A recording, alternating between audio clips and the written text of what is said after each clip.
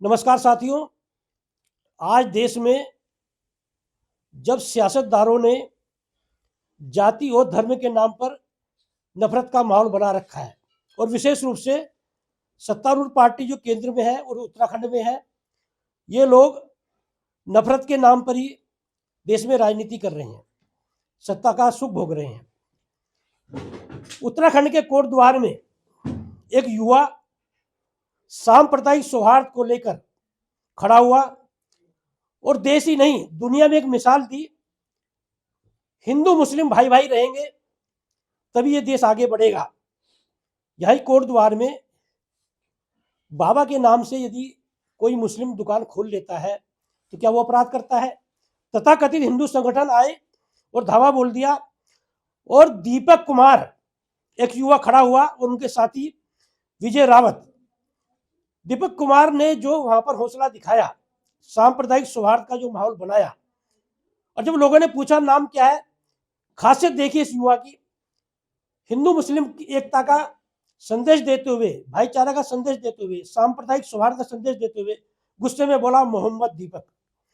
तो ऐसे युवा को हम आज, भूपेंद्र रावत जी हैं, बड़े नेता हैं, किसान नेता है, देश के नेता है भूपेंद्र रावत जी, और हम दीपक मोहम्मद दीपक जी ने अपना नाम गुस्से में बोला उन्होंने, और विजय रावत, इन दोनों, जैसे अभी भूपेंद्र जी ने बोला देव वीरू की जो जोड़ी है, तो आज हम गौरवान्वित महसूस कर रहे हैं उन्हीं के निवास पर आकर, उन्हीं के साथ में बैठकर, और गौरवान्वित इसलिए महसूस कर रहे हैं, मैं खुद मीडिया से भी हूँ, सोशल एक्टिविस्ट भी हूँ, और हम लोग इसी और प्रयास कर रहे हैं कि देश में सांप्रदायिक सौहार्द होना चाहिए।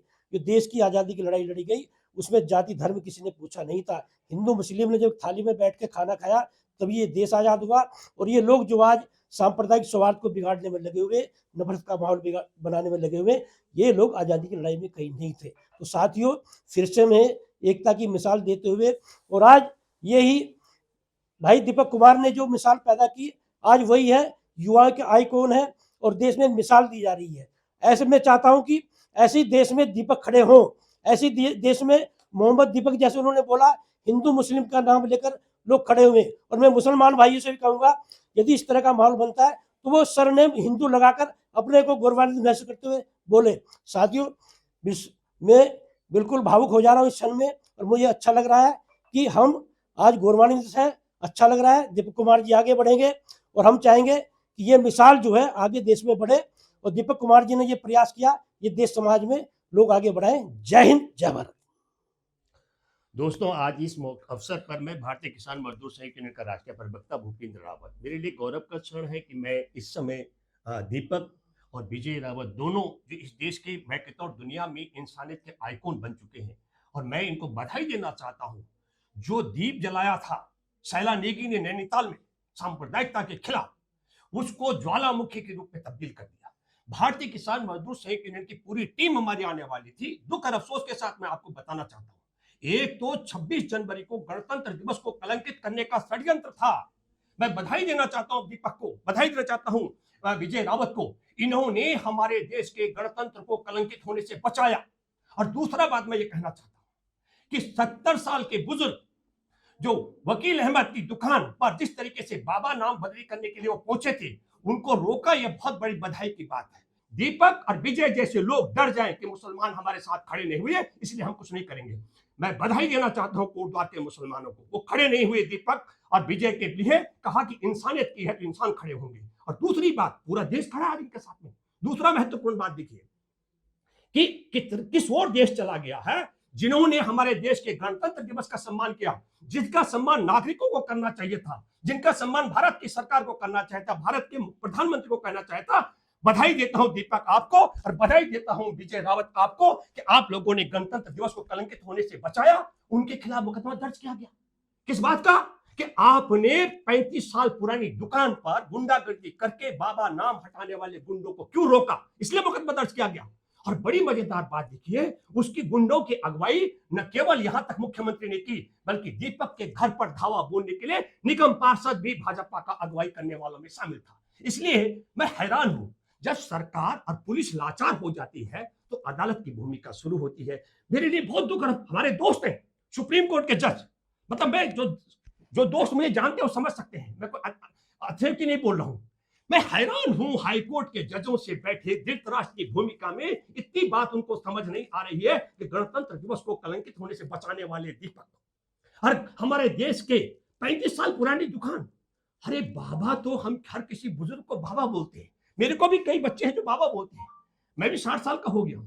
और आप ये कहते हैं पैटर्न करते हैं। और बहुत बड़ी बात, बड़ी बधाई कि दीपक ने कहा आज दुकान का नाम बदली करने के लिए कहेंगे, कल कोटद्वार छोड़ने के लिए कहेंगे, तो क्या आप कोटद्वार छोड़ोगे? मैं इसके लिए बहुत बहुत बधाई देता हूं दीपक आपको। और आपने जो साइला नेकी की ज्वाला को आगे तक बढ़ाया, इसके लिए मैं बधाई देना चाहता हूं। और मैं चाहता हूं कि ये वाला जो स्वागत करने हम आए, भारतीय किसान यूनियन से हम स्वागत करने नहीं आए, हम आपको अगुवाई के लिए 2 बड़े मुद्दों को लेकर मैं आप दोनों से अपील करता हूं सार्वजनिक तौर पर।